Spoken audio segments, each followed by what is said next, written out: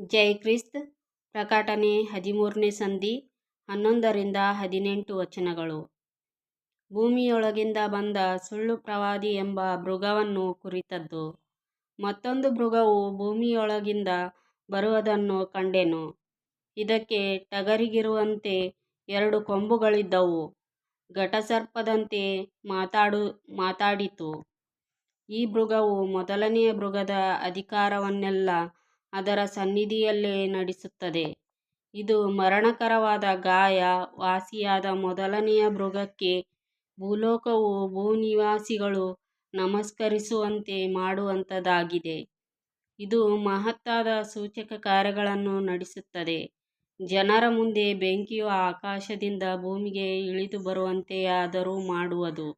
ಆ ಮೊದಲನೆಯ ಮೃಗದ ಸನ್ನಿಧಿಯಲ್ಲಿ ಮಹತ್ ಕಾರ್ಯಗಳನ್ನು ಮಾಡುವ ಅಧಿಕಾರವಿರುವುದರಿಂದ ಭೂನಿವಾಸಿಗಳನ್ನು ಮರಳುಗೊಳಿಸುತ್ತದೆ.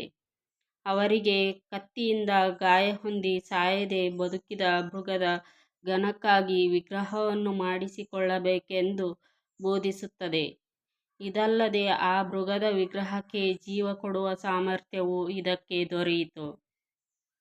ಆ ಮೃಗದ ವಿಗ್ರಹವು ಮಾತಾಡುವುದು. ತನಗೆ ನಮಸ್ಕರಿಸದವರೆಲ್ಲರಿಗೂ ಮರಣದಂಡನೆ ಆಗುವಂತೆ ಮಾಡುವುದು. ಈ ಎರಡನೆಯ ಮೃಗವು ದೊಡ್ಡವರು, ಚಿಕ್ಕವರು, ಐಶ್ವರ್ಯವಂತರು, ಬಡವರು, ಸ್ವತಂತ್ರರು, ದಾಸರು ಎಲ್ಲರೂ ತಮ್ಮ ತಮ್ಮ ಬಲಗೈಯ ಮೇಲಾಗಲಿ ಹಣೆಯ ಮೇಲಾಗಲಿ ಗುರುತು ಹೊಂದಬೇಕೆಂತಲೂ, ಆ ಗುರುತು ಯಾರಿಗಿಲ್ಲವೋ ಅವರು ಕ್ರಯ ವಿಕ್ರಯಗಳನ್ನು ನಡೆಸಕೂಡದೆಂತಲೂ ಆಜ್ಞೆ ಮಾಡುತ್ತದೆ. ಆ ಗುರುತು ಯಾವುದೆಂದರೆ ಮೊದಲನೆಯ ಮೃಗದ ಹೆಸರು ಅಥವಾ ಅದರ ಹೆಸರನ್ನು ಸೂಚಿಸುವ ಅಂಕೆ.